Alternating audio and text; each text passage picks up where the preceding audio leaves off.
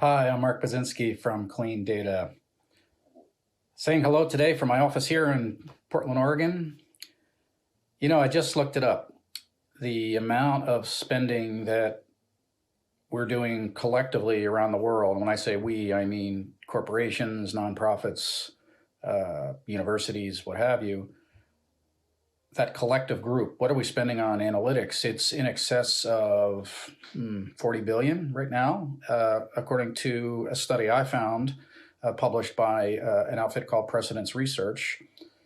And what's more interesting is over the next 7 years, that number is expected to grow in excess of 30% per year, compound annual growth rate, to the tune of something on the order of 350 billion by 2030.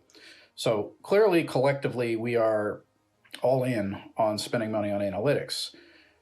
Meanwhile, you've got the likes of Gartner, who is pretty consistent with their with their analysis that essentially says of all that money that's spent, there's something along the lines of 60% of data projects that fail. In fact, Nick Hudecker a few years ago went so far as to say 85% of projects fail. So it causes me great pause. Like, why do we spend all this money, but yet so many projects fail? And I guess picking that scab a bit deeper, failure to me is something bigger than the project was not done on time or it went over budget, that sort of basic project failed calculus. But something deeper, like, is the money we're spending on analytics actually moving the needles, moving the dials when it comes to real business outcomes? And that is the core question that I have a passion for, and really the impetus for why we started this boutique advisory firm called Clean Data. So myself, Chris Stewart, and Neil Barton, three guys all with gray hair, who have been collectively around the block when it comes to solving interesting data problems for many, many years. We've got this firm now where we work with our clients in a pretty direct way to address this problem of how do we make sure that we're getting value from our investment in data. Now, investment in data is has a pretty wide net, right? We think about the way we spend money for moving to the cloud, turning off legacy systems, lots of things. But I think the focus, certainly that we have, that I suspect you and your organization will resonate with, is how do we have a direct impact on business outcomes? So business value as a term, right, has been floated around almost in the sense of a cliche. It's very easy to say business value.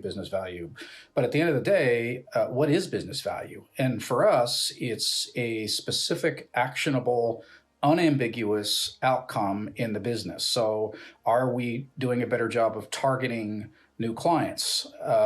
Can we better understand what those clients need, what they're willing to pay, how they buy, what the competitive influences are, and ultimately, how do we raise revenue based on that better targeting?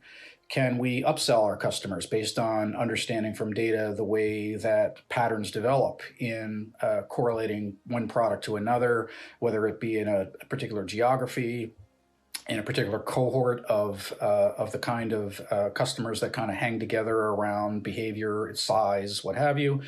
Can we help and consider attrition issues, making sure that customers don't resign or quit at the same magnitude that perhaps they do today? So how do we have a direct impact on business outcomes is part and parcel to why we exist as a boutique advisory firm and why we would potentially love to entertain a discussion with you. Where are you in your sort of analytics journey? There's models that have certainly been published over time that talk about the maturity curve of your competency in analytics, beginning with reporting, the idea of what happened. Let's just get some basic reports. What happened? Everybody pretty much is on board with that through a variety of tools, a variety of technologies, whether it be Snowflake, BigQuery, and then on the front end, Tableau or Power BI, what have you. But it gets more interesting, of course, when we can figure out why did something happen, the analytics associated with that, and then starting to predict the future. What are the predictive analytics suggesting out of the data that we've got so that we can take a look at where we're actually going? Clean data takes it a step further, and I think it's an important distinction. We have a term called bend the future. We want to not just predict the future, but we want to bend it. And how do we do that? Well, based on the patterns that we see in data across a wide spectrum of sources that we can integrate, model, transform, and ultimately comprehend, how do we take that data in such a way that we can create actions by management that bend the outcomes to our liking, right? So instead of just saying we anticipate this outcome, how do we make sure that we get this outcome? That requires management action. And so, the idea that analytics is a nice to have, and we're all kind of just sitting here stirring our peas around our plate, feeling good about spending in excess of $350 billion over the next 7 years. What can we do to make sure that we're actually moving the needle when it comes to business? That's what clean data is all about. And boy, I would encourage you to check us out on the World Wide Web, cleandatainc.com, cleandatainc.com. And all our information is there in terms of contact. So give us a call, send us an email. We'd love to hear from you.